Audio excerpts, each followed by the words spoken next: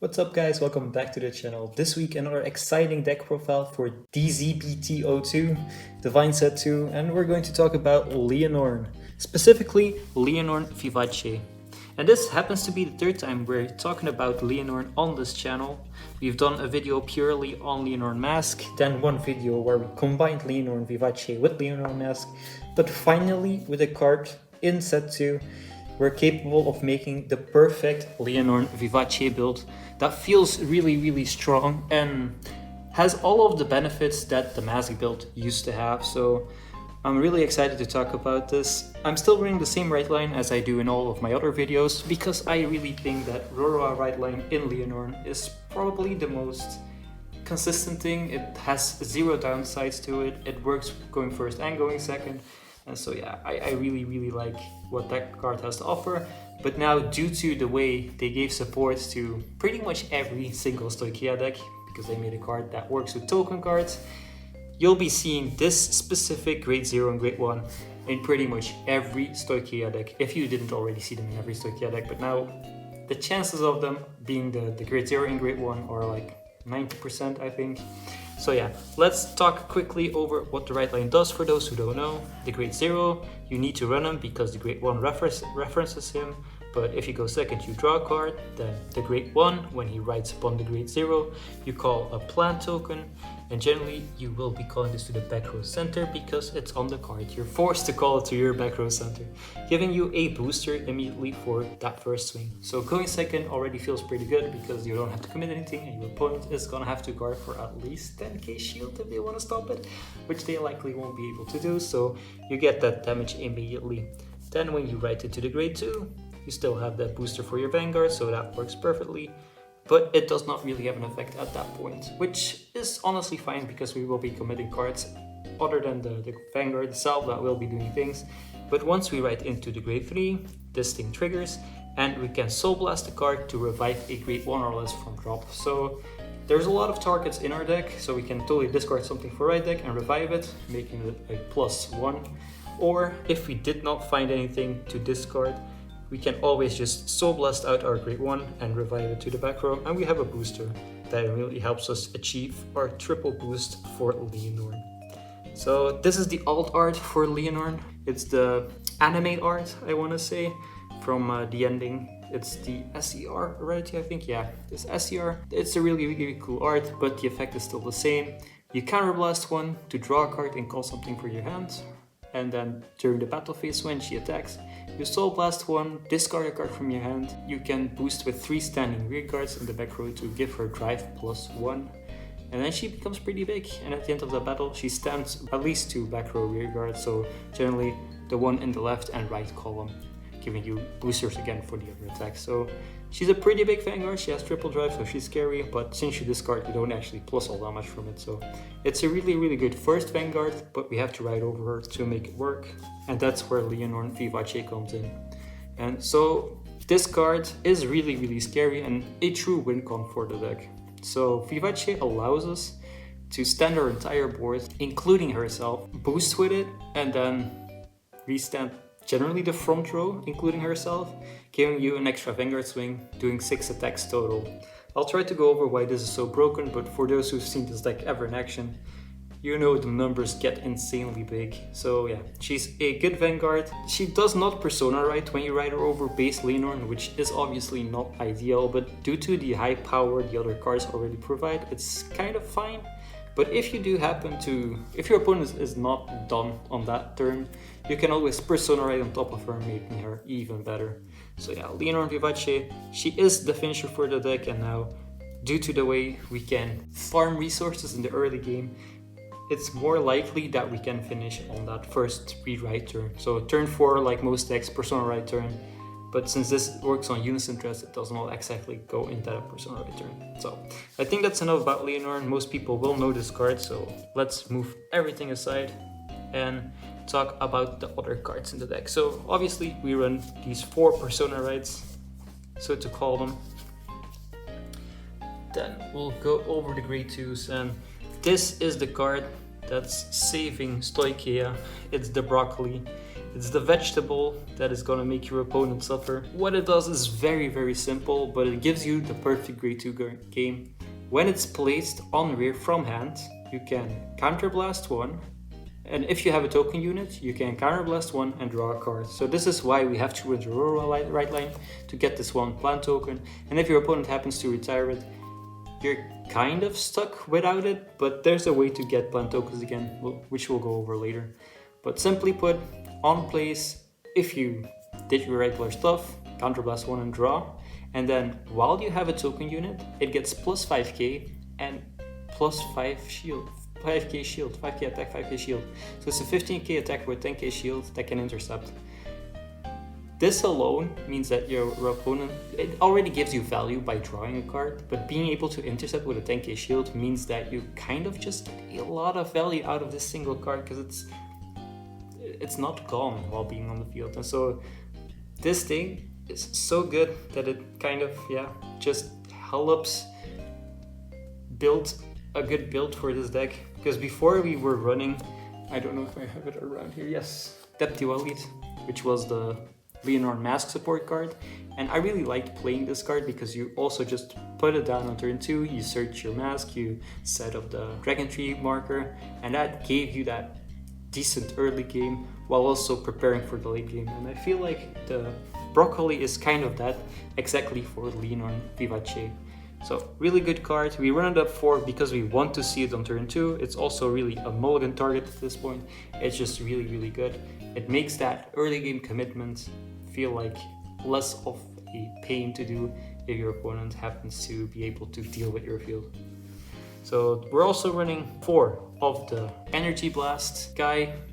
Since the deck does not have any energy outlets, this is pretty much the best way we can spend our energy for draws, or with its other ability, while we're on Persona Ride, we can recycle grade 2s or grade 2s or less, I believe it is. Yeah, grade 2 or less normal units or orders, and I will show you a single order we're running in this deck. So this guy, both of his effects are really good, so even if you do not have the energy to guard with him, you can always just call him down and use the counterblast on your Persona Right turn. But obviously, we're also talking about turn 5, I'd say, at that point, so it's unlikely you get that second effect, but it's good to know that it's there, because it might just be okay to farm a turn on Stoicheia and bank on that turn 5 kill if you really need to, if that's the only way you can actually win the game. And so him being able to recycle an order or another unit is really interesting.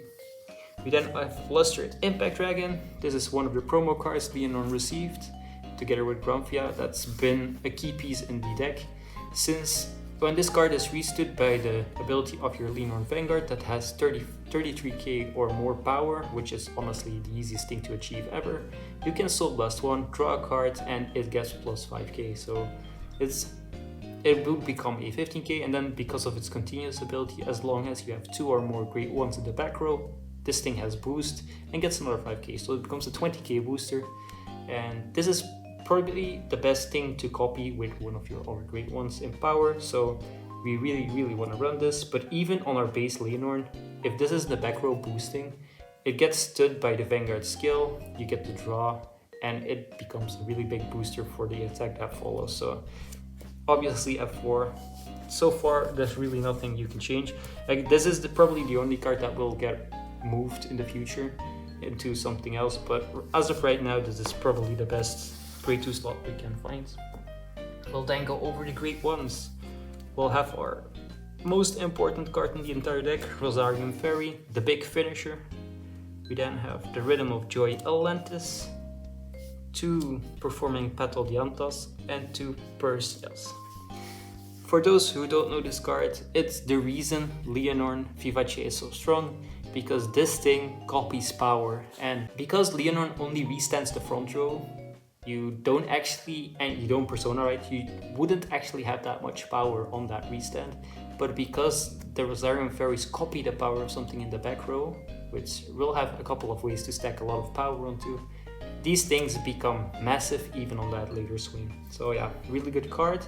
And if your opponent happens to deal with your plant token and you want to make a plant token again, her on-place effect allows you to retire another unit to call 2 plant tokens. So that's one way to get the plant token back, or worst case, if you're really low on hand, you can totally just kill your plant token, make a second plant token, call another copy of her, kill a plant token, make a second plant token. So there's a way to fill your field with plant tokens thanks to her, which is honestly not super likely, but it's something you could do. Or even in the early game, just call her down, kill a plant token, get a booster for her, and put another plant token back behind the Vanguard. So really good card. Then we have Atlantis. So she's one of the best counter chargers in all of Stoichea, and she's locked to Lianorn. So we obviously have to run her.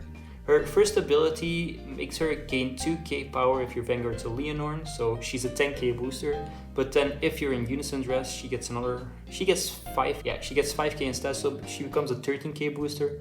So both situations she's really good. But yeah, just being a 10k booster alone already fixes a lot of issues. Makes her make magic numbers on that first grade 3 turn as well if you're going first, so it's a good card. And then at the end of your turn, if your Vanguard was boosted a total of 3 or more times this turn, retire this unit, draw a card, and if you have 3 or more face down damage, you counter charge 1. And we have a couple of cards that allow us to burn through counterblast, and having the ability to just counter charge is really nice. But yeah, even if you don't have the counter charge from this, just retiring it for a draw generally is also pretty good if your opponent playing a retire deck. So really good card. Sometimes this is my main revival target if I have these in hand and I just need good cards to have on the field, because you use up the counterblast and it then refunds itself, which is really nice. So there's really, this card, you can't go wrong with it. Calling it down in the early game doesn't really do all that much, but at the end of the day, it'll just come back, become valuable once we're on grade 3. It's also the main thing I tend to revive with the right line as well. So this thing is good. We then have 2 revival cards, and they kind of serve the same purpose. The reason I went with the 2-2 split is because I feel like we do have a lot of counterblast outlets already, so going for Dianta might be a bit dangerous, so to say, where I could just run out of counterblast without realizing it. But on the other hand, Dianta is the better one of the 2, so I do feel like if you want to go for more Dianta, you can go like 3-1. But I still feel like running the other one definitely is not bad, because she only asks for you to have a card with Unison-Dress in your hand, like something like Vivat. Well, literally Vivat, that's the only option. And then you can Soul Blast one to revive something. And at the start of your main phase, if your Vanguard is in Unison-Dress, so if this thing survives and you write into Unison-Dress, you can put this into Soul, just to get an extra Soul, which helps you set up the Soul for Luster Impact Dragon. And that's probably the main target for that Soul. Yeah, so this card is really not bad. It's a bit of a budget Dianta, I would say. If you have access to this card, you can definitely just play with this.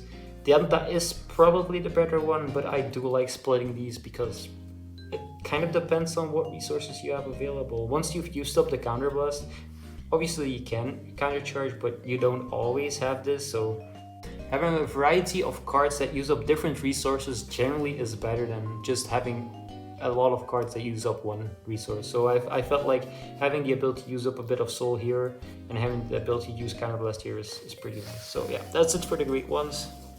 They're very straightforward. So there's one order card I really want to talk about, and that's In a Search of an Ideal Far Away. And as you know, Lianorn Vivace's Wincon is using Rosarium Fairy and making it as big as possible. And generally, we just want to have 2 of those in the front row, and then 2 great ones in the back row. Like, these slots don't really matter, I guess, for this, but they will be great ones. But then 1 Luster Impact Dragon. And so Luster Impact Dragon would be by himself, before anything, be a 15k. And that will be the biggest booster we have on our field. So with the ability of In a Search of an Ideal Far Away, since we will be doing 6 attacks total, we can choose the Luster Impact and have it gain attack every time something attacks. And so with this ability, even on the first swing, which will probably just be boosted. This will trigger because something else attacks, giving it another 5k. Would make this is 20. This thing copies its power, so it makes it 48. This would be boosted by a grade 1, so let's say the worst case is literally just an 8k. Since this attacks, this thing triggers, giving it another 5k. So this is 25 right now, so 25 plus 8 makes it 33, and then another 8 makes it 41, so get a pretty cool number. This thing attacks, everything on our field stands and boosts. And because something attacked, this thing triggers, so we get another plus 10. But also its second effect triggers. So we Soul Blast, give it a plus 5, and we draw a card. So yeah, this is obviously already pretty big. Then with her effect, we restand the front row. And our front row would get plus 5. Our Vanguard would attack again, triggering this again, so we get another 5k on this. Now this is one of our smallest swings, which is the one thing I don't really like about it. Like if I check a trigger here, I kind of always just hope for a front trigger. And if not, once I've triggered this card, I feel like this thing becomes big enough, so I tend to put like a critical trigger or a draw trigger even on the Vanguard, just to make this thing swing for 28k, because that's scarier than 80k generally. And then we have this thing to swing again because it's a new attack. We get another 5k. Let me get another 5k on here. So this copies the power, and we're already at 45. So 50, so that's 58, and then this one swings, giving it another 5k. And this is without checking any triggers to put on there. It's just the effect of this order and like its own power. So we're looking at 50, 63k.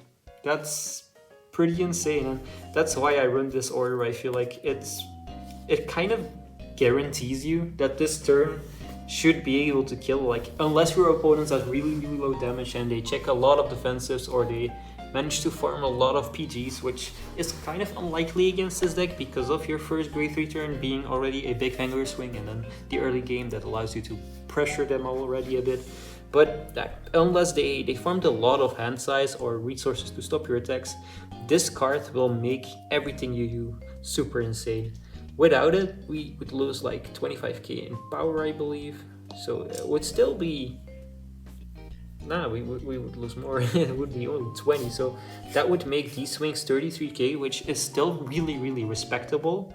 But there's a bigger chance your opponent's gonna survive this. So having these is really nice. And so we run it at 2. If you do not really like this order, I've seen a lot of people cut one of these for Breaching Angel Ladder to get a better matchup against retired decks, because obviously we do want our field, and the more pieces we can keep on our field, the easier it is for us to rebuild and pressure them again next turn. So I could totally see going 1-1, but I currently am just so sold on having at least one of these in my hand for the finisher turn. So, and if you see them too early, you can totally just throw them away and bank on that turn 5 victory with the Brave Shooter. So he could recycle this to your hands, but obviously that's a bit of a stretch, and that's why we went 2 in the hopes that we see one at the right time.